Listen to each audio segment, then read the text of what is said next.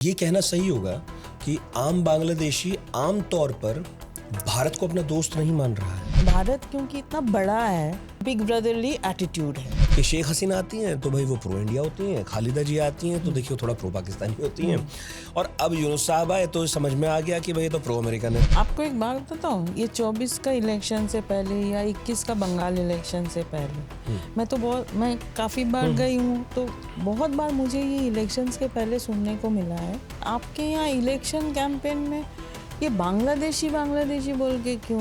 अवैध बांग्लादेशी बोल रहे थे हम, अवैध जो थे उनके कान में तो अवैध नहीं जा रही, कह रही है गाली जैसा यूज करने लगे थे। हाँ, तो ये कहना क्या सही होगा कि इस वक्त बांग्लादेश में जो पॉलिसी बना रहे हैं, जो एग्जीक्यूशन में भी हैं, प्लानिंग में भी हैं, वो एंटी इंडिया रुझान के लोग हैं। ये ठीक होगा क्या? बिल्कुल। राखाइन जो स्टेट है, जो म्यांमार का है, जहाँ सबसे ज्यादा रोहिंग्या रहते हैं, वहीं से वो निकलकर भारत में आए, बांग्लादेश में गए। भारत में तो 20,000 करीब है जो नंबर है, बांग्लादेश में तो 10, 12, 15, 20 लाख है। मैं वो कैंप्स देख के आई हूँ। हाँ, तो उनका ये मतलब आशंका बता रहा हूँ जो मैंने पढ़ा समझा, ये आशंका है कि अगर एक कॉरिडोर बनेगा, धीरे धीरे फिर एक अलग रखाइन स्टेट की बात भी होने लगेगी, और फिर यहाँ पर जो है ये मिलिटराइजेशन ऑफ ये जो एरिया, ये सही बात, फिर ये फोकस में आ जाएगा। बिल्कुल। हाँ, और इससे कोई भारत भी खुश नहीं है। नहीं, ये भारत के लिए खुश होने के लिए हाँ, नहीं है। मैं वही पढ़ रहा था, सितवे नाम का जो पोर्ट है, बिल्कुल, ये भारत के लिए बहुत इंपॉर्टेंट है, जो रखाइन में है। बिल्कुल। बीएनपी अल्टीमेटम दे चुका है कि हम आपका सरकार को अब सपोर्ट नहीं करेंगे। और इंटरेस्टिंगली ये जो एनसीपी जमात के बीच में भी एक दरार पैदा हो गया है। तो अगर यूनुस को ये 3 लोग सपोर्ट कर रहे थे, अगर तीनों हट गए तो फिर गिर जाएंगे यूनुस की कुर्सी। तो आज के दिन में मैं ये कहूँगी कि बहुत ही फ्लूइड सिचुएशन में है। आप कह रही हैं कि ज्यादा दिन तक अगर चुनाव नहीं हुआ तो पहले तो बाहर किया शेख हसीना को, और अब बाहर कर देंगे खालिदा जिया को भी रेस से। I was coming to that. This is not a funny thing.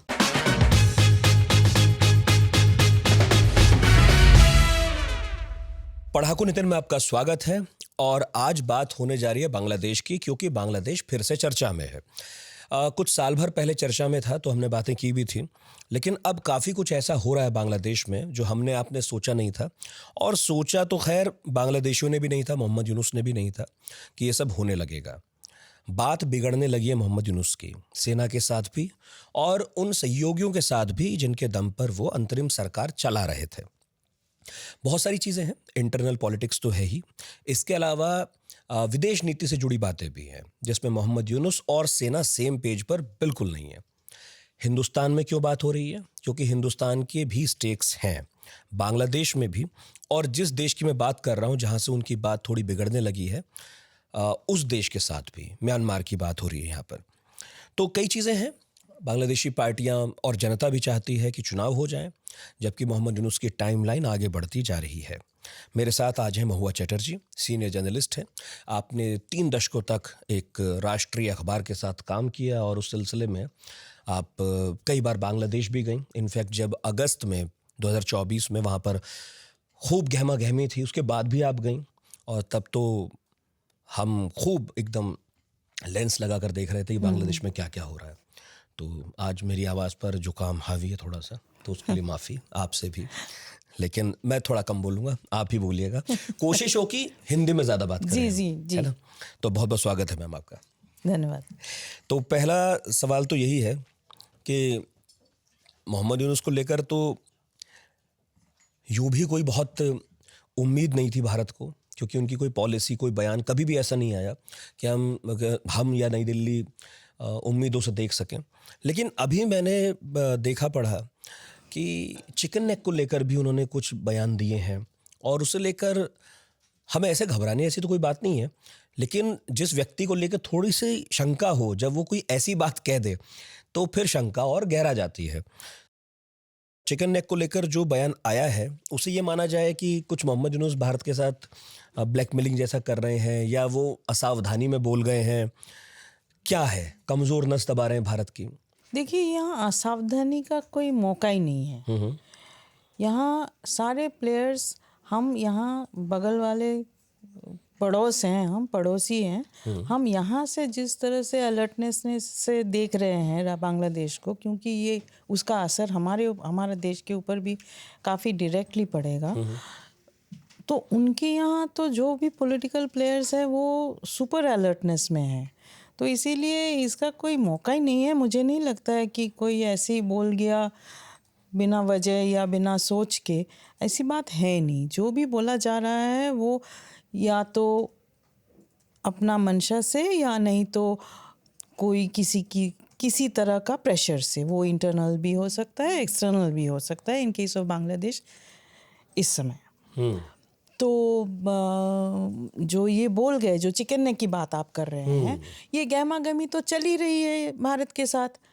हमने उनका लैंड पोर्ट से सामान आना बंद किए हुए हैं, वो कुछ हमारे खिलाफ ले रहे हैं स्टेप्स। तो ये प्रेशर, काउंटर प्रेशर जो है, नहीं वो बिल्कुल चल रही है। ठीक है। हम भी कर रहे हैं, वो भी कर रहे हैं। इनफैक्ट सबसे ज़्यादा इसका असर मैंने कलकत्ता में देखा, वो ये है कि सारे जो बड़े अस्पताल, बड़े वहाँ पे इंस्टीट्यूशंस हैं, इस तरह के मेडिकल इंस्टीट्यूशंस, उसमें बहुत सारा बांग्लादेशी लोग ट्रीटमेंट के लिए, बांग्लादेश के लोग आते थे। ये आपको भी मालूम है, दिल्ली में भी वो लोग आते थे, क्योंकि इंडिया उनके लिए बहुत एक मतलब अच्छा करीब सस्ता है फिर भी। हाँ। तो इसलिए तो अभी लास्ट 1 साल में वहाँ के सारे बड़े जो अस्पताल है, वो टाटा कैंसर मेडिकल रिसर्च हो, जो भी जितने सारे हैं, उनमें अभी कम से कम हाफ इसमें प्रेशर में चल रहा है, क्योंकि वहाँ बांग्लादेश का वो लोगों को वो वीज़ा मिल ही नहीं रही है आने के लिए। तो हमने भी कम कर दिया वीज़ा, हमने भी कम कर दिया है। दोनों तरफ से ये हो गया है, और इनफैक्ट हमने कम कर दिया, इसके लिए हम लोगों के लॉस से ज़्यादा बांग्लादेश को एक्चुअली लॉस है, बिकॉज अदर देन ट्रेड वो इधर ये मेडिकल या अदर नॉर्मल टूरिज़्म के लिए हम पड़ोस में हैं, बगल में है, सस्ता है, उनके जैसे खाना पीना है, तो आसानी पड़ती थी, आसानी हमेशा ही होती पड़ती है, थी। आसानी और होती है। बंगाल और बांग्लादेश के लोगों के तो बहुत प्रगाढ़ संबंध रहे हैं, आना जाना खूब आराम से। यहाँ भी मतलब वो आते हैं, आगरा जाते हैं, ताजमहल देखते हैं, मतलब जो भी इंडिया में जो साइट सीइंग के जगह है वहाँ वो आते हैं, क्योंकि उनके लिए ये एक्सेस हुआ था। ये लास्ट जो जब से शेख हसीना का रेजीम आने के बाद से India Bangladesh land border agreement etcetera, तो संपर्क अच्छी हुई थी, तो इसका एक असर तो डेफिनेटली आम लोगों में तो पड़ा ही था। अच्छा मैम, इस पॉडकास्ट में तो बहुत सवाल है मेरे पास, लेकिन क्या हुआ कि जब कल परसों तय हुआ कि आपसे बात होगी, तो मैं ऐसे रैंडम कुछ लोगों के ना वीडियोस देख रहा था जो बांग्लादेश हाल में घूम के आए हैं, एक आध साल में। जी, मैंने उन 2-3 यूट्यूबर्स का जब वीडियो देखा तो एक बात सब में पाई कि बांग्लादेशी आम लोगों में जब सड़क पर वो उनसे बात कर रहे थे, उन्हें कोई खास ऐसा कोई रुझान नहीं दिखा कि बांग्लादेशियों को भारत बड़ा पसंद है अब। पहले कभी रहा होगा, लेकिन बड़े खुलकर कह रहे थे वो, मतलब इतना खुलकर तो मैंने कभी पाकिस्तान में भी जब ये घूम रहे थे लोग, तब किसी पाकिस्तानी को कहते नहीं देखा कि हमें भारत पसंद नहीं है, भारतीय पसंद नहीं है। लेकिन बांग्लादेश में ये आम आदमी कुछ भी कह सकता है कि भारत पसंद नहीं है हमें, जबकि एक भारतीय होने के नाते हम सभी लोग इस विचार से जुड़े हुए हैं कि बांग्लादेश के लिए तो हमने कुर्बानियाँ दी हैं, बांग्लादेश की आज़ादी में बड़ा रोल रहा है हमारा, और वो बांग्लादेश मानता रहा है। बाद के दिनों में हमने भी खुल के मान लिया है। लेकिन अब क्या हुआ है कि अचानक से, मतलब हिंदुस्तान के लिए शौक हो सकता है, हिंदुस्तानियों के लिए मे बी बांग्लादेश में ये कोई बहुत बड़ी बात नहीं लगती होगी, मगर हिंदुस्तानियों ने जब अभी उधर को देखा तो देखा कि उधर वो कह रहे हैं कि जी हमें इंडिया पसंद नहीं है, हम तो पाकिस्तान का सपोर्ट करते हैं। पर मेरे पास इसे बैक करने के लिए कोई तथ्य नहीं है, कोई सर्वे भी नहीं है। मैं तो बस उन लोगों के, वो घूम रहे थे तो लोगों ने बात की तो बस वहाँ से देख के बता रहा हूँ। आप जाती रही हैं, पिछले साल भी गई थी, तो आप बताइए आपका क्या एक्सपीरियंस है, कुछ बदला हुआ है वहाँ पर? बदला तो ज़रूर हुआ है, लेकिन उससे पहले भी मैं ये कहूँगी कि हमेशा से मैंने कभी 2008-9 से मैं लगातार जा रही हूँ। तो एक चीज़ है वहाँ पे, हमेशा से मुझे दो किस्म के लोग मिले। जो एक मतलब लोग हैं ढाका में स्पेशली, उनके लिए ये इंडिया और भारत मतलब का जो 71 वाला आप एहसान कहिए या जो भी है, मतलब एक सेंस ऑफ ग्रैटिट्यूड और एक सेंस ऑफ बॉन्डिंग है। लेकिन हमें ये भूलने से नहीं चलेगा कि वो जेनरेशन वॉज अ डिफरेंट जा चुकी है, जनरेशन। हाँ। वो 50 साल हो चुका है। तो अब जो नए बच्चे हैं और बीच में जो दूसरे वहाँ मिलिट्री रूल भी रहा है, पॉलिटिकल रूल भी रहा है, तो आवामी लीग छोड़ के बाकी बीएनपी या बाकी जो भी सरकारें जिस तरह के रहे हैं, क्योंकि it has had a very bloody gory past their system of government. तो उनको आपको ये समझना पड़ेगा कि उनके जैसे उनके हिस्ट्री बुक्स में से भी कई जनरेशन्स के लिए ये भारत के साथ जो दोस्ती, जिस तरह की दोस्ती बनी थी, जिसकी वजह से 71 हुआ, उसको मिटाने की भी कोशिश रही है। तो हर तरह के लोग हैं और नए जनरेशन में किसके अंदर वो चीज़ अभी भी बची हुई है और किसके अंदर नहीं है, इसमें तो फ़र्क करना ही पड़ेगा। तो ये दोनों किस्म के लोग मुझे मिले हमेशा से। धीरे धीरे जैसे ये हसीना रेजिम में, लास्ट रेजिम में जो जिस तरह से भारत के साथ उनके संपर्क अच्छे होते रहे, तो वहाँ उसका असर भी ज़मीन पर मिलती थी। लेकिन वहाँ भी एक डाइकोटमी है, ये हमें समझना पड़ेगा। वो ये है कि ये बंगालियत का विजय हुआ था 71 में ओवर द इस्लामिस्ट कल्चर, ठीक है। दैट डाइकोटमी वो तो हमेशा से रहा है ना, वहाँ पे आप कारपेट के नीचे रखिए, लेकिन है तो वो तो गायब तो नहीं हो गया था ना। तो जो कट्टरपंथी हैं, जो समझते हैं कि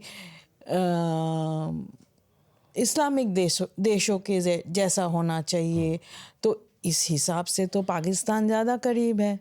वो तो भूल चुके हैं कि पाकिस्तान के वजह से ही इनका जो दुर्दशा हुआ था उसकी असर थी वो उस समय का मास रेवोल्यूशन। अच्छा, अब बेसिकली कह रही हैं कि 71 में तो पंजाबी बनाम बंगाली था, तो वो तो उस पीढ़ी को याद है, लेकिन जो नई पीढ़ी है अब धीरे धीरे वो जो इस्लामिक आइडेंटिटी, जो रिलीजियस आइडेंटिटी है, वो प्रिवेल कर रही है। पंजाबी भी नहीं था वो, that was imposition of Urdu.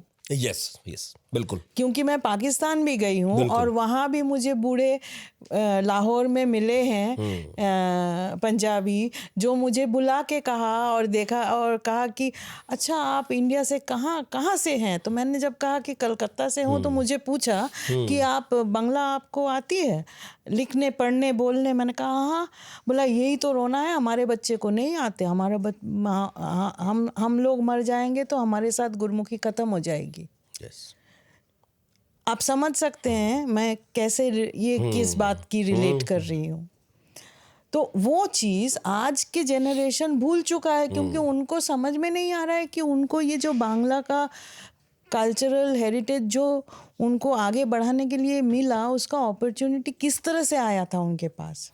वो स्ट्रगल याद नहीं है, वो दौर याद नहीं है। वो स्ट्रगल तो उनके लिए नहीं था, वो तो उनके पहले जनरेशन्स के थे और शायद वो कहीं बीच में धुल भी गए थोड़ा सा। लेकिन क्या ये कहना सही होगा कि आम बांग्लादेशी आम तौर पर भारत को अपना दोस्त नहीं मान रहा है? नहीं, ऐसा भी नहीं है, लेकिन ये एक हमेशा उनके लिए भी, देखिए ये सब कॉन्टिनेंट में ये भारत का एक इशू है। मैंने सारे नेपाल में भी देखा है।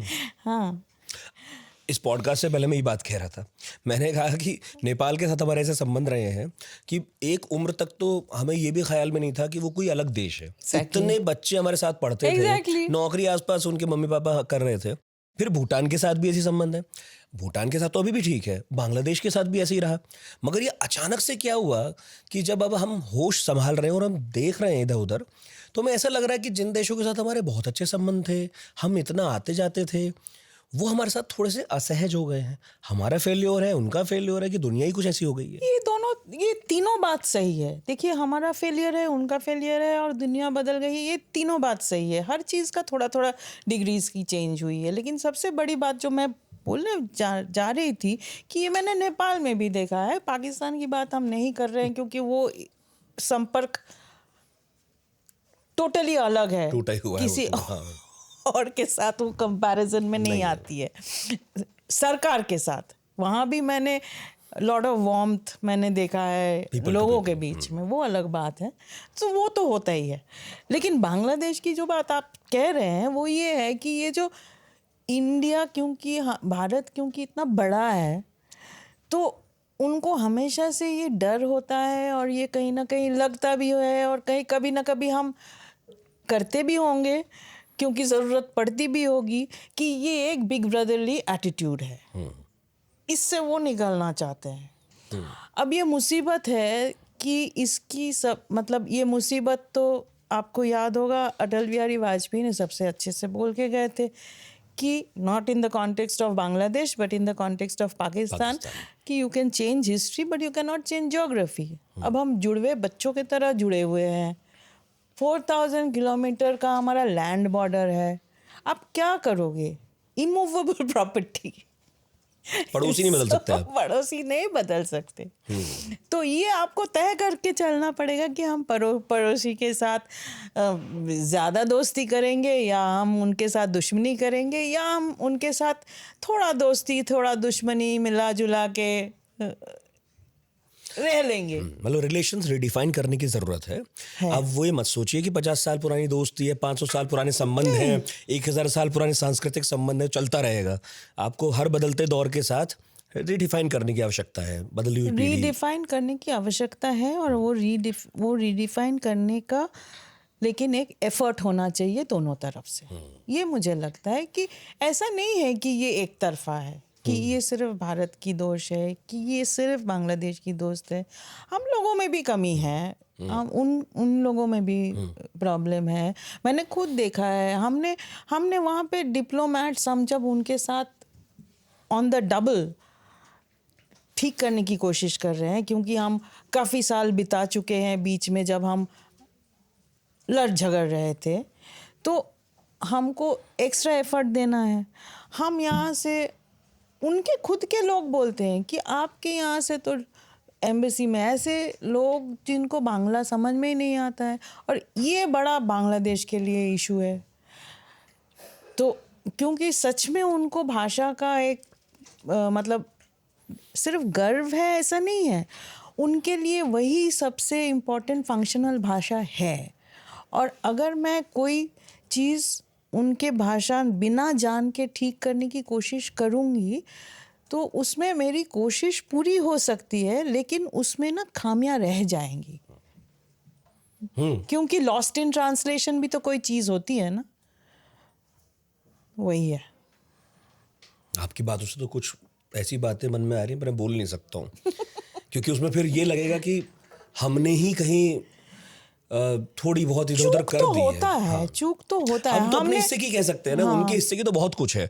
वहां तो जैसे मुझे अभी भी याद है कि राजनीतिक तौर पर जब हम थोड़े बहुत जागरूक हुए तो एक बहुत साफ साफ पता था कि शेख हसीना आती हैं तो भाई वो प्रो इंडिया होती हैं, खालिदा जी आती हैं तो देखिए वो थोड़ा प्रो पाकिस्तानी होती हैं, और अब यूनुस साहब आए तो समझ में आ गया कि भाई ये तो प्रो अमेरिकन है। तो मतलब कुछ ऐसा नहीं है कि हमारे साथ नहीं कह सकता कोई ऐसा कि कांग्रेस आएगी तो ये प्रो होंगे, बीजेपी इनके एंटी होंगे। इतना क्लियर नहीं है कुछ भी। बांग्लादेश में इतना क्लियर क्यों है? लेकिन आपको एक बात बताऊं, ये 24 का इलेक्शन से पहले या 21 का बंगाल इलेक्शन से पहले मैं काफ़ी बार गई हूँ, तो बहुत बार मुझे ये इलेक्शंस के पहले सुनने को मिला है। तब तो हसीना की रेजिम थी। सुनने को मिला है जर्नलिस्ट से, पॉलिटिशियंस से नहीं, आम लोगों से, ये एक चीज़ बताइए आपके यहाँ इलेक्शन कैंपेन में ये बांग्लादेशी बोल के क्यों लोग आपके यहाँ? अवैध बांग्लादेशी बोल रहे थे हम, अवैध जो थे उनके कान में तो घुसपैठ अवैध नहीं किए। जा रही है ना, बस बांग्लादेशी सुन रहे हैं। तो उनको समझ में नहीं आ रहा है कि इधर आप मतलब कोशिश कर मतलब रहे आप हैं। कह रही हैं गाली जैसा यूज करने लगे थे। हाँ, उनको लग रहा है उन्हें कि लग रहा है। आप हमसे दोस्ती करना चाह रहे हैं, लेकिन आपका कैंपेन, इलेक्शन कैंपेन में ये गाली जैसे आप लोग क्यों बांग्लादेशी वर्ड यूज कर रहे हैं? आप कह सकते हैं कि ये हमारा डोमेस्टिक पॉलिटिक्स का यूज है, जो भी है, लेकिन जो पड़ोसी आपके साथ लगा हुआ बॉर्डर है उसका तो कान इधर है ना। ये हो गया लॉस्ट इन ट्रांसलेशन। हाँ, आपको कहना क्या चाहिए था, आप क्या कहे और उन्होंने क्या समझा है। अब आप उन्हें बदल नहीं सकते। हाँ, आप कितना भी किंतु परंतु समझाइए। हाँ, हाँ। तो ये जो हम कह रहे थे कि चूक, केयरफुल होने का ज़रूरत है, जो अगर हम कोशिश कर रहे हैं कि इसको ठीक करें, हम सही रहें, क्योंकि हमारे लिए, मैं समझती हूँ हमारे लिए बांग्लादेश ठीक रखना बड़ा ज़रूरी है, क्योंकि पाकिस्तान के साथ ठीक होना अभी बड़े बड़े दिनों की बात है। अभी कब इसका हम अंत आज बैठ के आप और हम देख नहीं पा रहे हैं, लेकिन बांग्लादेश और पाकिस्तान दोनों साइड हमारा हॉस्टाइल हो जाएगा तो हमारे लिए तो अच्छी बात नहीं है। यस, मैं इस तरह से देखती हूँ एक भारतीय के हिसाब से। बिल्कुल ठीक है। पर मैंने ये पूछा था कि इतना क्लैरिटी में क्यों दिखाई देता है हमें कि शेख हसीना आएंगी अगर, तो वो प्रो इंडिया होंगी ही, वो आएंगी तो हम खुश होते हैं और हमारे राजनीतिक गलियारों में, कूटनीतिक गलियारों में खुशी की लहर है। खालिदा जी आके आने पे थोड़ा सा एक संशय का भाव बढ़ जाता था। इसलिए क्योंकि शेख हसीना का एक क्लियर कट पॉलिसी है कि वो एंटी पाकिस्तान पॉलिसी है, because Pakistan has been responsible Historical reasons. Yes, Yes. So she is the one जो दोबारा से बांग्लादेश को अपना हिस्टोरिकल बॉन्डिंग विथ इंडिया दोबारा से नया जनरेशन को याद करवाई है।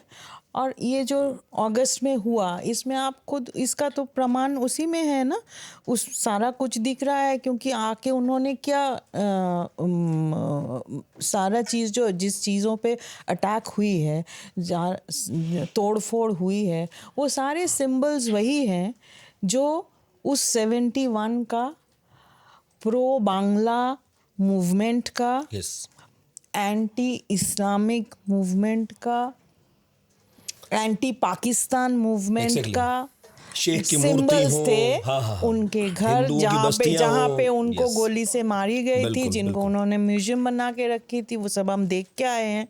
गोली का हाँ, दाग मैंने YouTube तक पे वहाँ देखा पे है, है। हाँ, घर- हाँ, तो वो सब तोड़ने फोड़ने का, तो इसका असर जो है ना, ये अब बांग्लादेशी लोग जो शेख हसीना पे भी गुस्सा थे, और अगस्त में ये जो मिली जुली जो सरकार आई। जो सरकार और सरकार से पहले जो अपराइजिंग जो हो रही थी, उसको सपोर्ट कर रहे थे, वो भी अभी उल्टा वापस अभी सिंपैथेटिक होने लग गए हैं टूवर्ड्स अवामी लीग। बिकॉज आप एक सरकार के खिलाफ हो सकते हैं, लेकिन आपका जो नेशनल आइडेंटिटी है, आप उसी को अगर आप उसी पे वार करोगे तो वो तो उनसे हजम नहीं हो रहा आप ये है। कह रहे हैं कि कभी अगर खुदा न खास्ता भारत में भी हो कि आप कांग्रेस के खिलाफ हो सकते हो, लेकिन नेहरू या संसद भवन आप तो या पॉलिटिकल पार्टी के खिलाफ हो तो वो ठीक है, मतलब ये डेमोक्रेसी में। उनकी थोड़ी, ये तो देश की संपत्ति है भाई। हाँ, ये तो देश आपकी का इतिहास हमारी है। है। सही बात है, आपकी हमारा हमारी आपका है। इतिहास है। हाँ। ये किसी पार्टी का थोड़ा ही है। हाँ। आज भाजपा संसद भवन बनवा दे सरकार, तो ये उनका थोड़ी है, ये तो देश का है। देश कल के कोई लिए गुस्सा हो अगर जाए बना भी दे तो वो लोगों के लिए बना हमारे रहे हैं लिए, ना, बिल्कुल। आप हमारे लिए बना तो रहे हैं। ये उस भ्रम में है एक तरह से, ये एक उनके दिमाग में इल्यूजन है कि ये तो अवामी लीग का है, जबकि है तो उनके देश से जुड़ा, इतिहास से जुड़ा। और अवामी लीग के साथ भारत का ज़्यादा संबंध, इसीलिए अभी आप जो वॉइसेस यूट्यूब में सुन रहे हैं, वो यूट्यूबर्स ऑब्वियसली वो एंटी अवामी लीग है, और वो प्रो थोड़ा हार्डलाइन इस्लामिस्ट भी हो सकते हैं। मैं नहीं जानती हूँ कौन सा वीडियोस के बारे में सड़क आप पे बोल रहे हैं, लेकिन आम हाँ लोग, हाँ, लेकिन आम लोगों में भी फर्क है। अब वो भी सभी वहाँ पे पॉलिटिकली काफ़ी जागरूक चर्चा करते हैं, और जैसे बिल्कुल हम और जागरूक आप है, हैं बिल्कुल वैसे ही जागरूक हैं। बिल्कुल। तो सड़क में भी, चाय के दुकान में वो भी, तो है। रिक्शा वाला भी, सभी। तो ये कहना मैम ठीक होगा, कुछ सवालों पे आऊंगा, तो ये कहना क्या सही होगा कि इस वक्त बांग्लादेश में जो पॉलिसी बना रहे हैं, जो एग्जीक्यूशन में भी हैं, प्लानिंग में भी हैं, वो एंटी इंडिया रुझान के लोग हैं, ये ठीक होगा कहना? बिल्कुल, इसमें कोई मतलब इसका कोई इर्द गिर्द से जाने वाली बात नहीं है, ये सीधी सीधी बात है। उनको हमने क्वेश्चन पूछा था कि आप जब हम बोल रहे थे ना, अभी हम गए थे अक्टूबर में, तो ये यूनुस साहब से पहले मुलाकात होने की बात थी, लेकिन वो बाद में हमें समय नहीं दिया। और जमात लीडर्स से भी मुलाकात वो आमिर से होना था, लेकिन उनसे नहीं हो पाया, किसी और से हुआ। तो ये लोग सारे जो, और लेकिन ये स्टूडेंट्स लीडर्स के जो रिप्रेजेंटेटिव्स थे, वो इंटरिम गवर्नमेंट के, वो मिले थे हम लोगों को, और हम लोगों ने पूछा भी था उनको। और वो लोग हम दो चीज़ बार बार पूछ रहे थे कि आप इलेक्शन कब करवाएंगे। तो उस पर वो बार बार बोल रहे थे कि हम, मतलब दैट वाज अक्टूबर 2024, तो वो बोल रहे थे कि हम 1.5 साल के अंदर, ठीक है, तो मान लीजिए वही जून जुलाई का मामला है अभी से, अगर आप उस समय से अगर आप 1.5 साल ले, वो तो अप्रैल बैठा, अप्रैल मई अगले साल का। हाँ, तो एक वो, दूसरा ये इंडिया बांग्लादेश रिलेशंस और पाकिस्तान के साथ उनके संपर्क, क्योंकि वो संपर्क बिल्कुल ही बंद हो चुकी थी। तो उनका कहना क्या था कि हम बार बार वो कह रहे थे कि हम जैसे सार्क में हुआ करता था, we want everybody to be on the table. जो हमारा संपर्क भारत से होगा, वही हमारा संपर्क पाकिस्तान से होगा। लेकिन ये तो वो बोल रहे हैं, ठीक है, उनके लिए वो चाहे तो कर सकते हैं, लेकिन अब मुझे नहीं लगता कि ये बांग्लादेश के लिए भी एक वर्केबल फार्मूला है। और दूसरी बात, क्योंकि ये सिर्फ हॉस्टिलिटीज़ ही पैदा कर सकता है। और दूसरी बात, ये उनको भी मालूम है कि ये भारत को कभी पसंद नहीं होगा, क्योंकि ये भारत के लिए ये नहीं हो सकता है। आई मीन भारत के लिए, भारत आज के दिन में बांग्लादेश को कई ज़्यादा इम्पोर्टेंस देती है, और कई ज़्यादा, जो भी हुआ है अगस्त 5 2024 को, उसके बाद भी, उसके बावजूद भी आज भी भारत और बांग्लादेश का संपर्क कई बेहतर है जो कि भारत और पाकिस्तान का है। ये तो मानेंगे आप? बिल्कुल। अच्छा, द सन की रिपोर्ट है, मोहम्मद यूनुस के प्रेस सचिव हैं शफीकुल आलम, उन्होंने कहा कि प्रोफेसर साहब जो हैं, उन्होंने साफ कर दिया है कि चुनाव दिसंबर 25 से जून 2026 के बीच हो जाएंगे। 30 जून के बाद वो पद पर नहीं रहेंगे। तो प्रॉब्लम क्या है? जब वो कह रहे हैं वो हट जाएंगे, सेना को क्या दिक्कत है? क्यों खालिदा जिया कह रही हैं समर्थन अब और नहीं कर सकते हम? और भी सिविल सोसाइटी के लोग हैं जो कह रहे हैं कि अब तो हट ही जाइए। हटने तो वाले हैं, दिक्कत क्या है? अब धैर्य उनका की खो रहा है। अच्छा, तो मैं सेना में बात में आती हूँ, पहले बीएनपी की बात कर रही हूँ। बीएनपी की काफ़ी नेताओं से बात हुई, जब हम गए थे तब भी मुलाकात हुई थी, और लगातार बात होती रहती है, क्योंकि वहाँ भी सिचुएशन डेवलपिंग है। आज के दिन में तो वो एकदम अड़े हुए हैं कि और ये बात, लेकिन वो काफ़ी, मतलब 3-4 महीने से कह रहे हैं, लास्ट 3-4 महीने से, कि दिसंबर में आपको इलेक्शन कराना है, उसका रोड मैप आप, अभी बहुत समय है, ये वो आज, ये जून, ये अभी मई है, ये बात वो मार्च अप्रैल से कह रहे हैं कि आपके पास 9 महीना है। भारत में हो जाते हैं आप 9 महीने में तो। हाँ, आपके पास 9 महीना है। इलेक्शन कमीशन को 90 डेज से ज़्यादा टाइम ज़रूरत नहीं है। आप लॉ एंड ऑर्डर ठीक करो और उसका ब्लूप्रिंट रोड मैप बना लो कि कब करोगे, सो दैट मिड जनवरी 2026 तक there should be a elected government in Bangladesh, Dhaka. ये क्यों कह रहे हैं? इनका कहने का मतलब, आई मीन इनका रीजनिंग जो है वो मैं पहले बता रही हूँ, फिर बाद में उनका फियर क्या है वो बता रही हूँ। अच्छा, किन का रीजनिंग बता रही है? बीएनपी बीएनपी का, हाँ, ठीक है। विच इज वह जब आवामी लीग नहीं है, आवामी लीग इज द सबसे बड़ा पार्टी है वहाँ। इस पे बात कर लीजिए। अवामी लीग को तो रेस से मैं बाहर हो बाद गया में है। बाद में अच्छा, बाद ठीक में है, आती हूँ, ठीक उस पे है। बाद में आती हूँ, वो अलग है। ठीक है। लेकिन अवामी लीग के बाद सबसे बड़ा पार्टी बीएनपी है। बिल्कुल, खालिदा तो जी। बीएनपी, अगर आप मान लीजिए आज के दिन में अगर अवामी लीग डिस्क्रेडिटेड है और बीएनपी ने ये मूवमेंट का साथ दिया था, तो लग रहा है कि अगर कल को इलेक्शन हो जाए तो बीएनपी का अच्छा चांसेस है कोई लॉट रही है। लौटने का, और कम से कम कोई भी जो सरकार बने वो हेड करने का। चलिए ठीक बात है, अगर ये मान के हम चलते हैं, अगर पॉलिटिकली जो दिखता है हम लोगों को, तो ये क्यों कह रहे हैं कि आप ये जल्दी कीजिए। उनका कहना ये है कि देखिए इसके बाद आपको जनवरी के बाद आपके पास टालने के लिए बहुत समय आ जाएगा। उनका कहना का मतलब ये है कि मार्च में उनका स्कूल फाइनल एग्ज़ाम सारा देश में होता है, आप चुनाव नहीं करा सकते। अप्रैल में उनका हायर सेकेंडरी बोर्ड का एग्ज़ाम्स आते हैं, आप चुनाव नहीं करा सकते हैं। और फिर रोज़ा चालू हो जाएगी और ईद, रोज़ा के समय आप चुनाव का कोई एक्सरसाइज नहीं कर सकते हैं, क्योंकि कोई उस समय, और फिर मई जून हॉटेस्ट मंथ्स इन बांग्लादेश, ये तो आपको भी मालूम है। तो उस समय आप इलेक्शन एक्सरसाइज नहीं कर सकते हैं, कैंपेनिंग नहीं हो सकता है, लोग उतनी गर्मी में कुछ नहीं कर पाएंगे। तो आपको ये कराना पड़ेगा, और ये नहीं अगर करेंगे तो उनको लग रहा है कि ये, अब उनका फियर ये है कि ये सब बहाना डाल के ये और 1 साल तक उनको इलेक्शन पीछे कर देंगे। क्यों करेंगे इनको अब बीएनपी का ये कहना है कि अगर ये 1 साल, अगर ऑलमोस्ट 1 साल और मिल जाती है इस सरकार को, तो इनका जो नया पार्टी बना है वो तो नया पार्टी है।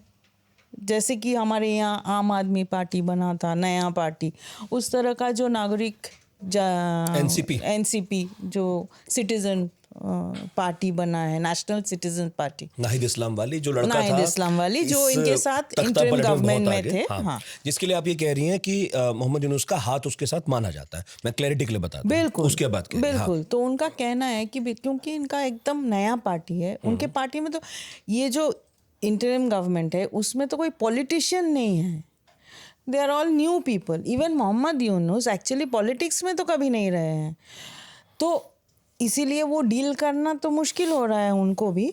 तो ये कह रहे हैं कि ये अपना पार्टी को बना के सेटल करके उसको थोड़ा सा समय मिल जाएगा to go to people and उसके लिए वो समय ले रहे हैं, उसके लिए वो कि वो समय, जड़े जमा लें, हाँ, ठीक ठाक एक प्लेयर के तौर पे उभरा है, बिल्कुल। और फिर चुनाव हो जाए तो बहुत गुंजाइश है कि नाहिद इस्लाम के सिर पर हाथ रख बिल्कुल। के ये फिर सत्ता में आ जाए। बिल्कुल। इनको लेकिन एक और फियर भी है। वो फियर ये है कि Jamaat-e Islami is a part of this coalition, this interim government. तो ये जमात-ए इस्लामी कभी भी ऐसा इलेक्टरली कभी भी ये हालत में बांग्लादेश में नहीं था कि वो सरकार बना सके। हाँ, तो कभी 4%, कभी 8%, कभी 2%, इस टाइप का उनका वोट पैटर्न रहा है time to time over years.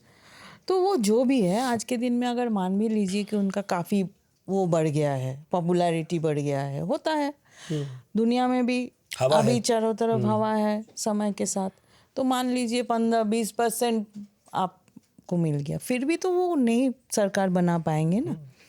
इस बीच में उनको लगता है कि इनको ये इंटरिम सरकार को जितना समय मिले उतने समय में जमात के लोगों को, उनके आइडियोलॉजिकली फेवर करने वाले लोगों को सारे इंस्टीट्यूशंस में एस्टैब्लिश कर सकते हैं, ताकि वो institutions will help them in the long run. हाँ, है ना। और ये वही जमात है, मैं स्पष्ट करना चाहूंगा आपके हवाले से, जिसके बहुत सारे नेताओं को शेख हसीना जेल में डाले हुए बहुत समय से। इसीलिए तो इतना खुंदक से वो बाहर आए। और ये जो तो आउटरेज हमने देखा था वो 5 अगस्त के बाद एक हफ्ता, वो आउटरेज तो उसी की थी ना। यही लोग थे। हाँ, तब तो क्योंकि देखिए मैम, तब क्या था ना, और आज एक के दिन मिली-जुली भी तस्वीर आ रही थी। बाय द वे आज भी हाँ। वो जिनको एक फांसी का हाँ, वो जेल से हुआ छोड़ा था, है, आज बिल्कुल। जेल से छोड़ दिया है। 1000 हत्याएं, पता नहीं कितने रेप, क्या-क्या आरोप है उस नेता पता पर। नहीं वो भी सही है नहीं है, नहीं, पॉलिटिकल है, जो भी है। नहीं, लेकिन कोर्ट कुछ ने तो तो है। पूरी सुनवाई हाँ, करके दोषी हाँ, ठहराकर जेल भेजा हाँ, था। हाँ, हाँ, उसकी फांसी माफ हुई थी, उसे बिल्कुल। जेल में डाला था, अब उसे बाहर निकाल दिया। हाँ, जिस पर शेख हसीना इल्जाम लगा हाँ, रही है। तो ये एक बीएनपी का ये डर है कि ज्यादा दिन तक ये रहेगा। अभी जो हो रहा कह है, रही है अभी कि जो ज्यादा दिन तक अगर चुनाव नहीं हुआ तो पहले तो बाहर किया शेख हसीना को, और अब बाहर कर देंगे खालिदा जिया को भी रेस से। I was coming to that, this is not a funny thing. उन्होंने थ्योरी समझाया हम लोगों को, ये 2- थ्योरी इसको कह रहे हैं। ये 2- थ्योरी क्यों है, क्या है? नंबर 1 जो पार्टी था उसको आपने डिस्क्रेडिट किया, इन्होंने जो अपराइजिंग किया था। नंबर 2 पार्टी बीएनपी है, बीएनपी को भी डिस्क्रेडिट करने में लगे हुए हैं, ताकि दोनों बड़े पॉलिटिकल पार्टीज जो है वो उनका कोई क्रेडिबिलिटी नहीं रहे।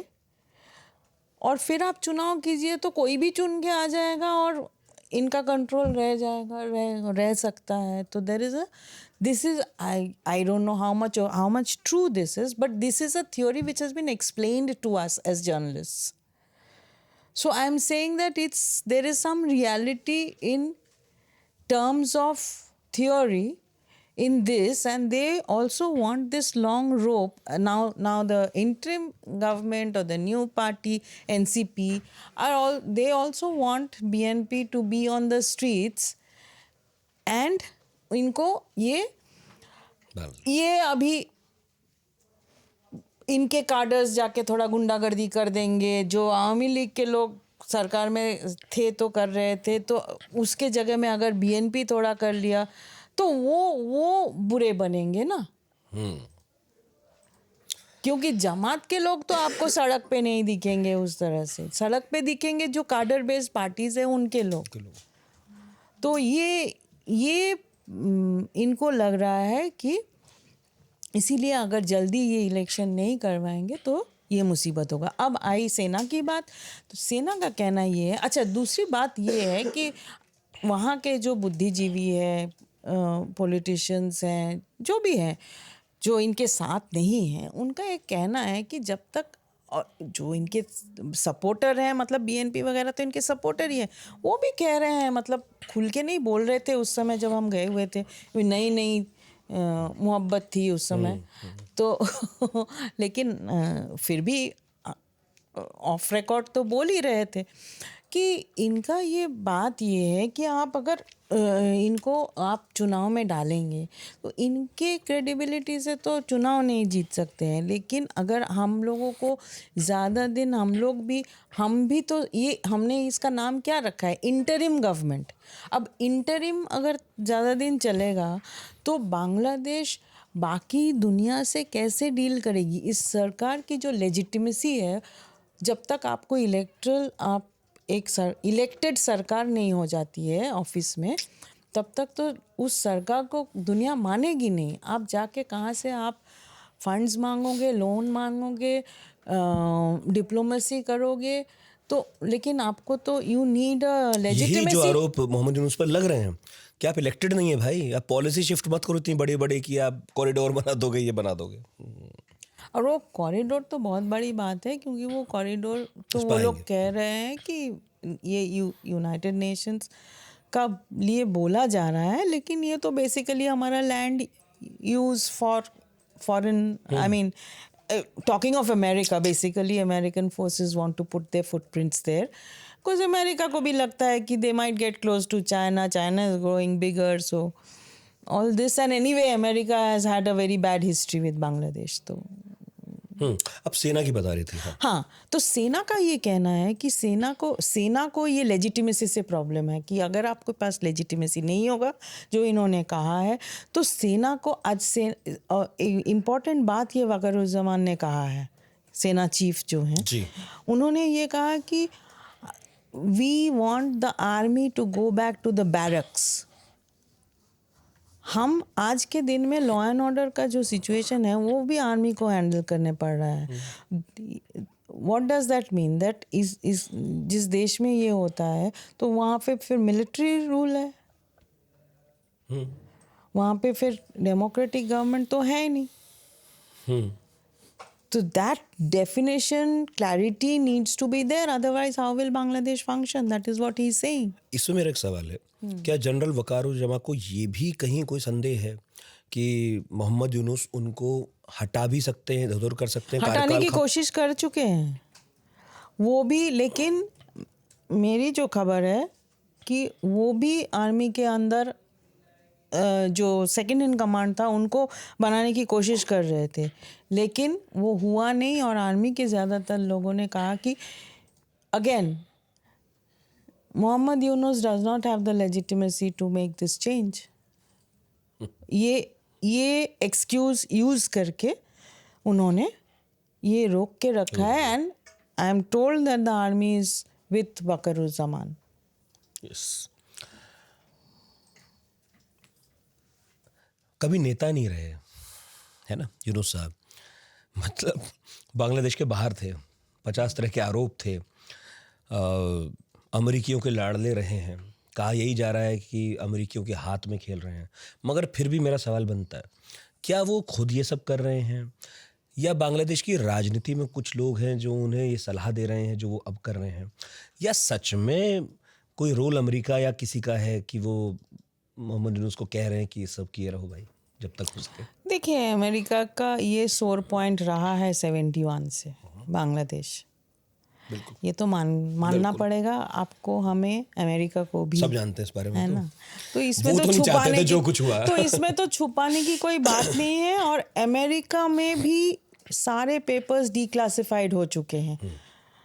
हमने जो भी पढ़ा उसके बाद अमेरिका से आया हुआ किताब है, वो सारे डिक्लासिफाइड होने की बाद 50 साल के बाद डिक्लासिफिकेशन हो गया.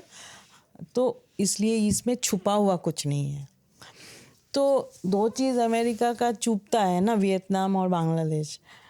दोनों में हार मिली. तो अब वो चाहते हैं फाइनल एक मौका है. तो हमेशा से. और दूसरी बात ये है कि ये सिर्फ इमोशनल इशू नहीं है.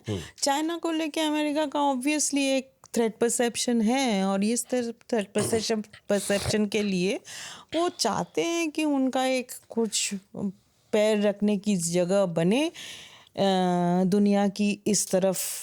तो वहाँ वो सेंट मार्टिन आइलैंड की बात हो रही है. सेंट मार्टिन आइलैंड की बात हो रही है. अगर म्यांमार में घुस पाएंगे तो वहाँ से भी कर सकते हैं. तो ये बात तो रही है. और गलत या सही मैं नहीं जानती हूँ, लेकिन उनके अपने हिसाब से शेख हसीना ने भी ज़्यादातर अमेरिकनों को बहुत वेटेज नहीं दिया था. तो ये तो उनके लिए भी एक, ये जो न्यू इम्पीरियलिज्म है उसके लिए तो एक समस्या है ही है.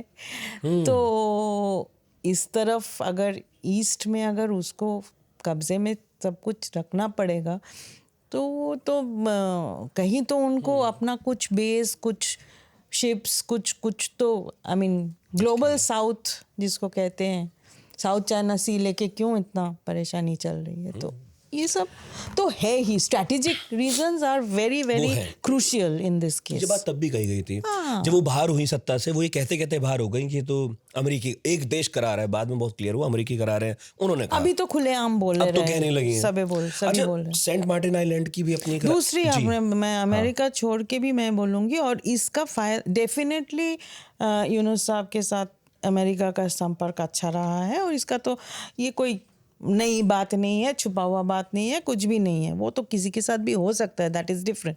बट उनको यूज़ किया, अमेरिका भी यूज़ किया उनको. और बांग्लादेश के जो पॉलिटिशियंस अदरवाइज उनको कोई ज़मीन नहीं मिल रही थी, तो वो भी इस मौके का इस्तेमाल करके उनको यूज़ कर रहे हैं.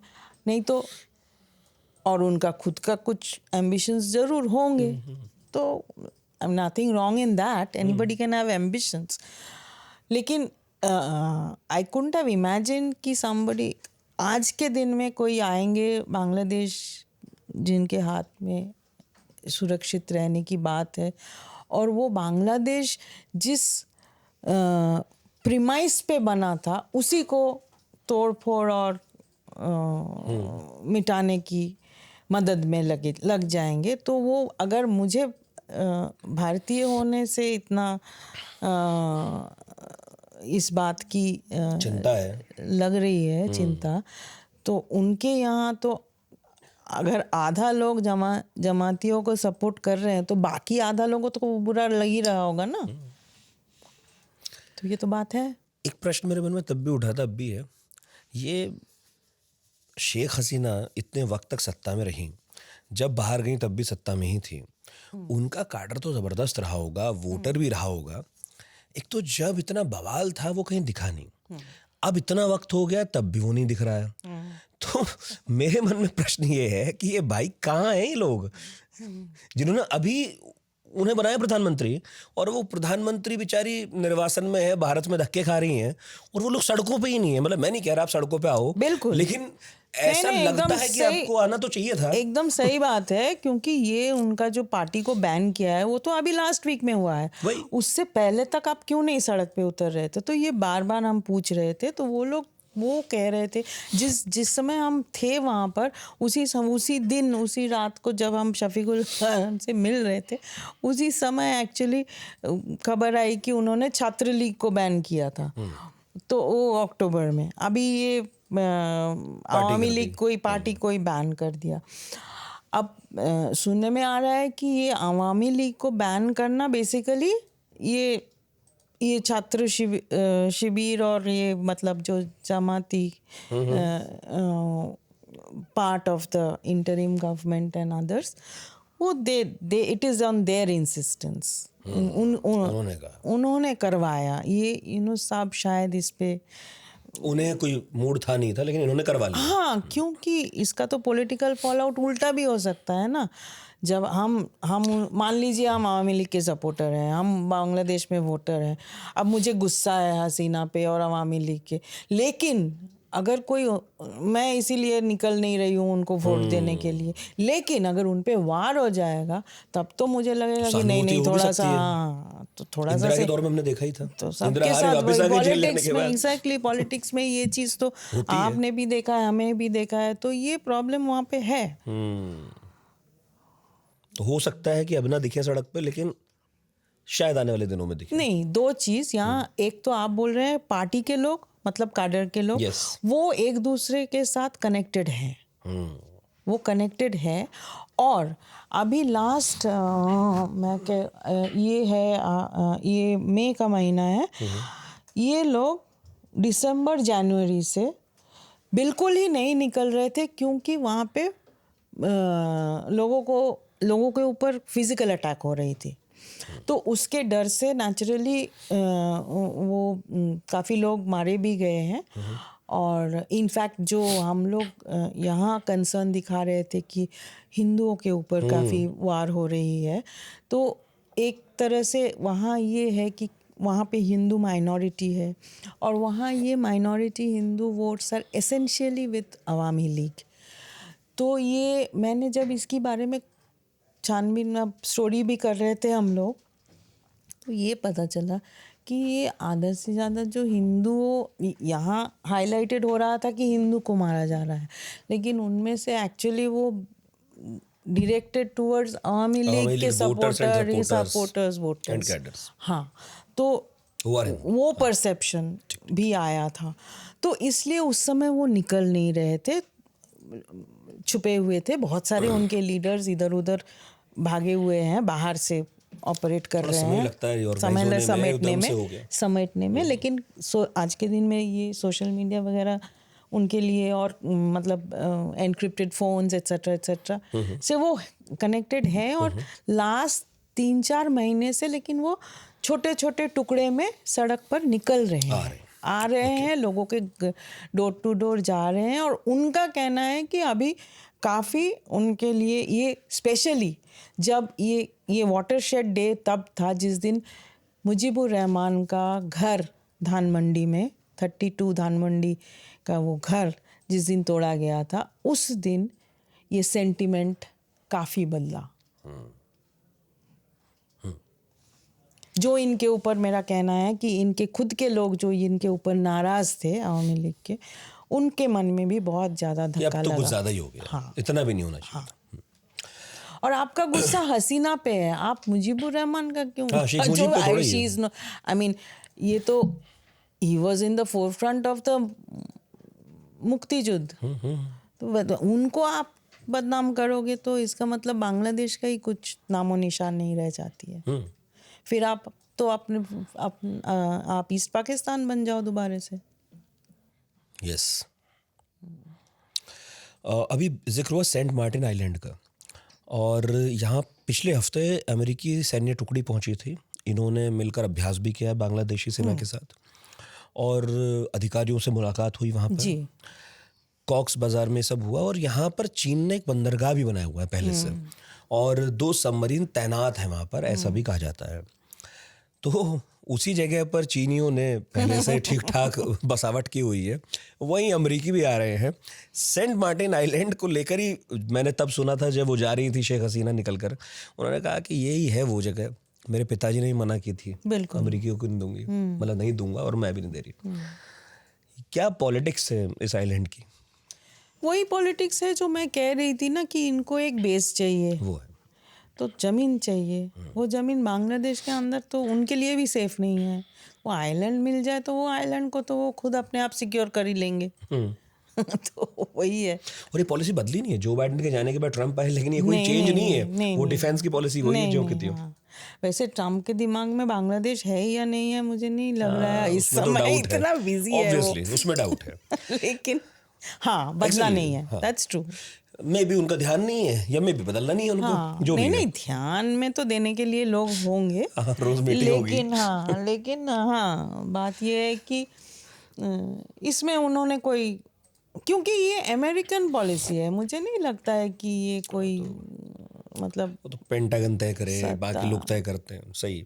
अच्छा, रखाइन वाला मसला भी है जी। जिस पर बहुत खुलकर आर्मी चीफ ने कहा था कि अंतरिम सरकार के पास संवेदनशील राष्ट्रीय मुद्दों पर निर्णय लेने का कोई नैतिक अधिकार नहीं है, उनका कोई संवैधानिक अधिकार भी नहीं है, और रखाइन कॉरिडोर हमारी सहमति के बिना तो अगर बना तो अवैध ही मानिए उसे, है ना।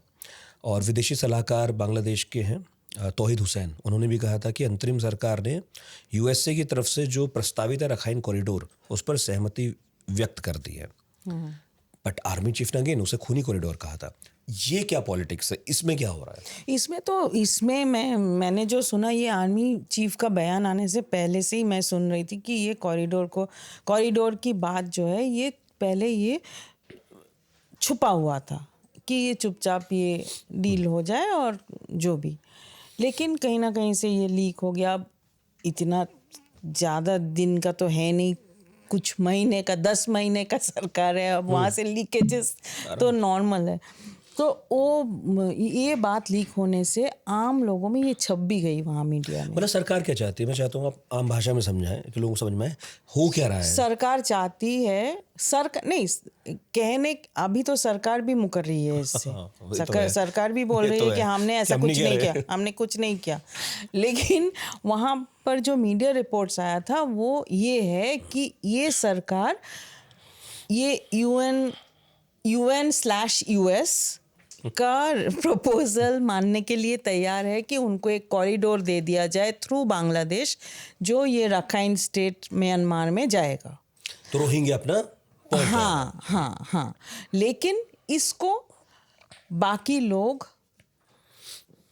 पॉलिटिकल पार्टीज, आर्मी, आम जनता जो थोड़ा भी सोच विचार जिसके अंदर है, उनको ये बात समझ में आती है कि ये मतलब है कि ये आप जैसे सेंट मार्टिन जैसी समस्या पैदा करेंगे कि आपके ज़मीन पे आप उनको अपना एस्टैब्लिशमेंट बनाने देंगे और फिर आपके कंट्रोल में नहीं रहेगा कुछ।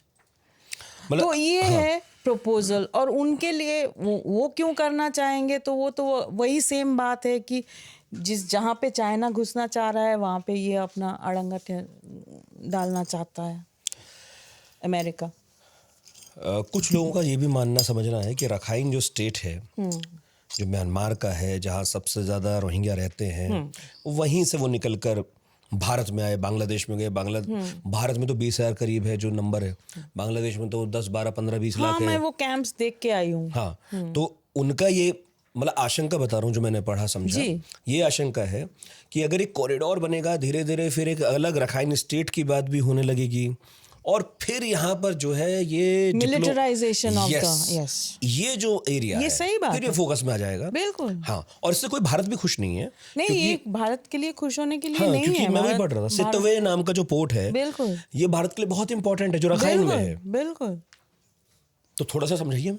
नहीं, ये यही बात है कि अगर ये जियोग्राफिकल, ये जो स्ट्रेटेजिक, ये जो जगह है, ये जगह में अगर आप एक थर्ड फोर्स, ये जगह टेक्निकली किसके पास है? म्यांमार, बगल में बांग्लादेश और बगल में इंडिया, ये तीन है।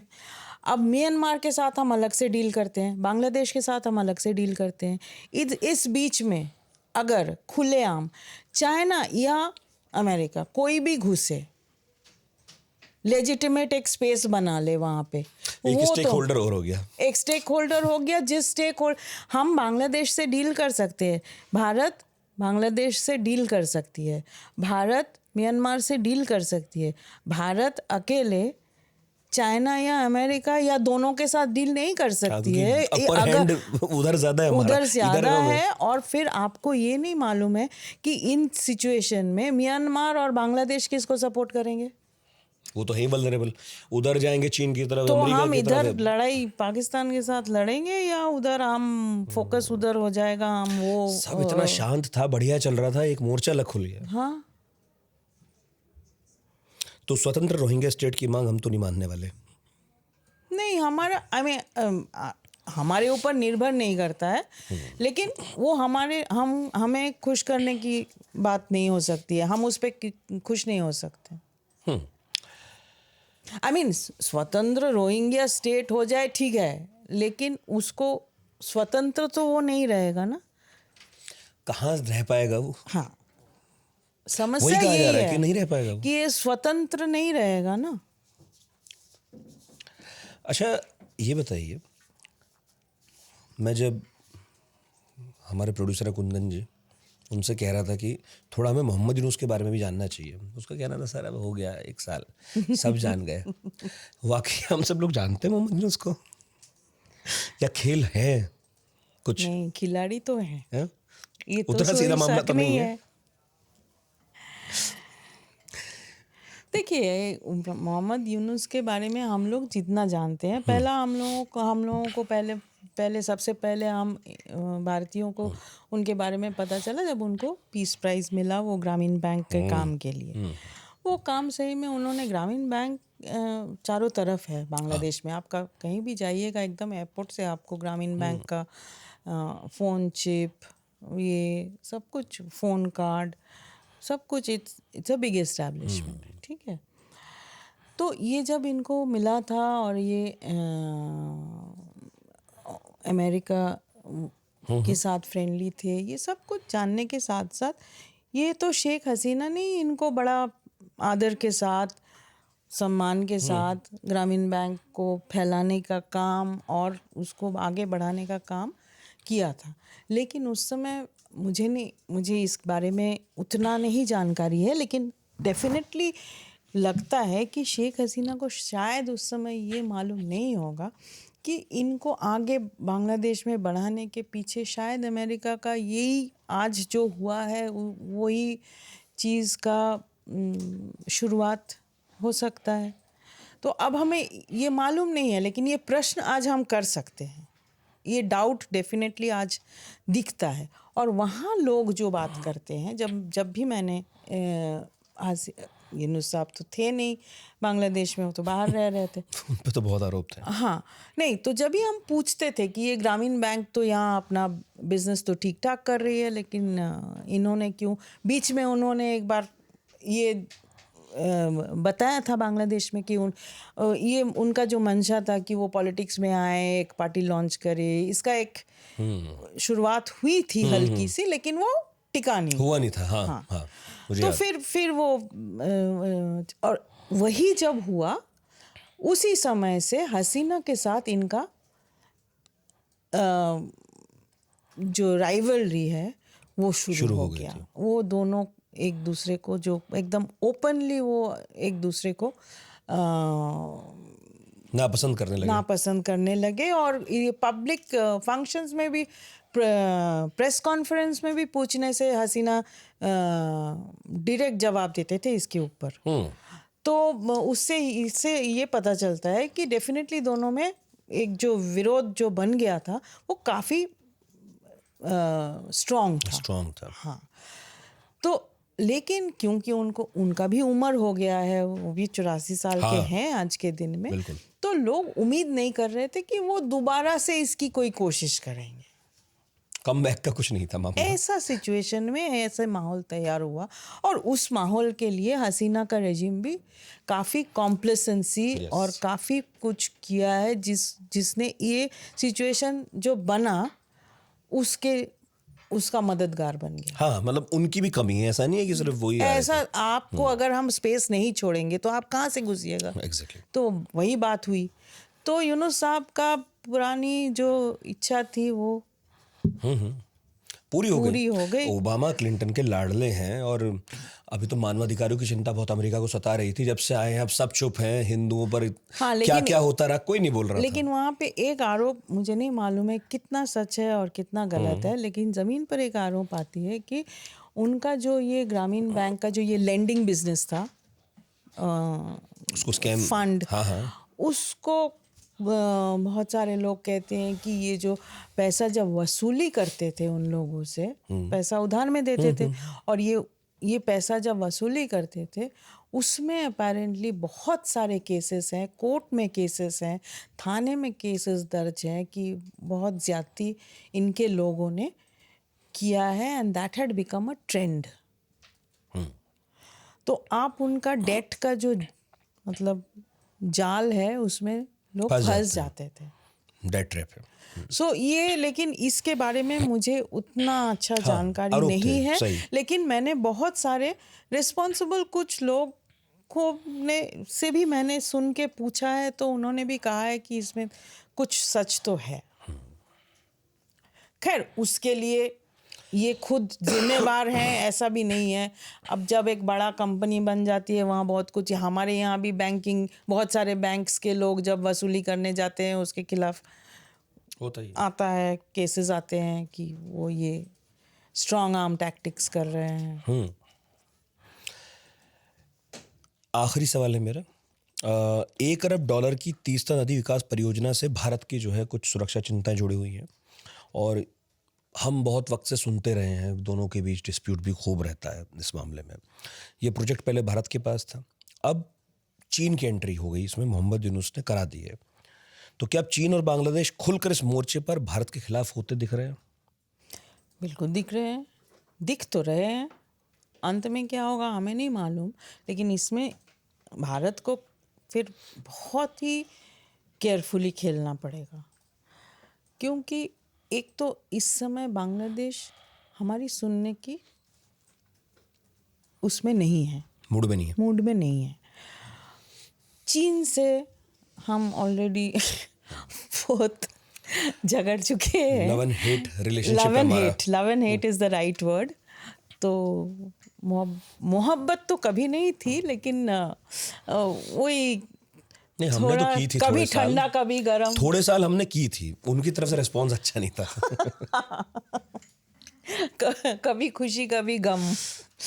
तो दोनों ऐसे ही रहने वाले हैं। हाँ, तो इसलिए मुझे लगता है कि ये प्रॉब्लमेटिक है हमारे लिए। लेकिन सबके अंत में मैं एक चीज़ बोलूँगी, बांग्लादेश में आज के दिन में भी, आज एक्चुअली यूनुस जापान गए हैं, हाँ, इज़ ट्रैवलिंग। तो बांग्लादेश में आज, जैसे कि मैं बता रही थी, आज बांग्लादेश में गवर्नमेंट एम्प्लॉयज़ की स्ट्राइक चल रही है।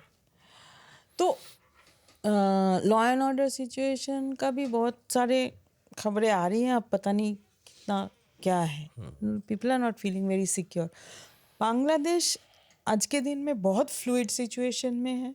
There is tremendous pressure on Yunus to vacate इसलिए इसका दो मेन कारण है। एक तो ये है कि बीएनपी अल्टीमेटम दे चुका है कि हम आपका सरकार को अब सपोर्ट नहीं कर नहीं करेंगे।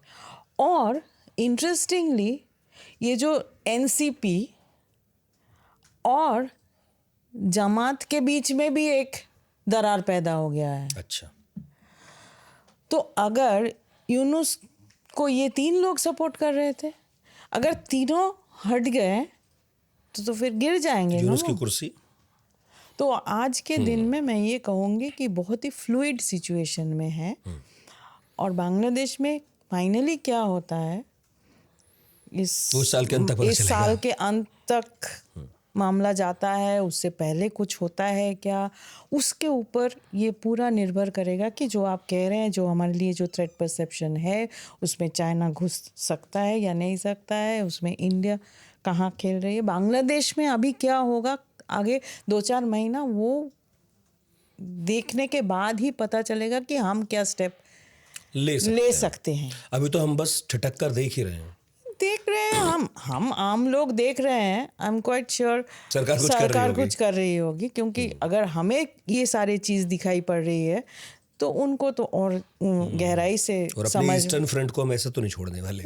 ऐसा नहीं, मतलब इट्स नॉट प्रैग्मेटिक। तो डेफिनेटली सरकार का अटेंशन है वहाँ, और वो करेंगे जो जायज़ एरिया के अंदर हम जो भी दायरे के अंदर हम जो भी कर सकते हैं। और जैसे भी आप जाएंगे चुनाव कवर करने? होगा तो ज़रूर जाएंगे, जाना चाहेंगे। जब आप जाएंगी तो फिर आपसे बात करेंगे। बिल्कुल, क्योंकि अब बांग्लादेश इंटरेस्टिंग है, बहुत और इंटरेस्टिंग। मेरा ख्याल है कि आम हिंदुस्तानियों में अब इस बात को लेकर बहुत जागरूकता है कि हमारे इर्द गिर्द के मुल्कों में क्या हो रहा है, कौन शासन कर रहा है, किस कहाँ क्या घट सकता है, और नई दिल्ली को उसका क्या फ़र्क पड़ता है, हमें क्या फ़र्क पड़ता है। हमें मालूम है बहुत सारा कपड़ा आता है बांग्लादेश से, हमें पता है बहुत सारी फैक्ट्रियाँ वहाँ पर, और हम बड़े खुश भी थे इस बात से कि वो बहुत तेज़ प्रगति कर रहे थे। इनफैक्ट उनका नंबर पाकिस्तान से भी तेज़ हो गया था। हम उनकी क्रिकेट टीम की सपोर्ट में भी थे, कहाँ नहीं थे हम, हर चीज़ में थे। ये थोड़ा सा धचका लगा है थोड़ा रिश्तों को, मगर मुझे उम्मीद है कि बांग्लादेश का मामला चीन और पाकिस्तान जैसा तो नहीं होगा, हम ठीक कर लेंगे। कहीं ना कहीं हमें भी ये लगता है कि उस रास्ते तो नहीं जाएंगे, वो भी नहीं जाना चाहेंगे, और हम तो बिल्कुल नहीं। बहुत बहुत शुक्रिया मैम, बहुत शुक्रिया, आपने वक्त दिया। शुक्रिया, अच्छा लगा।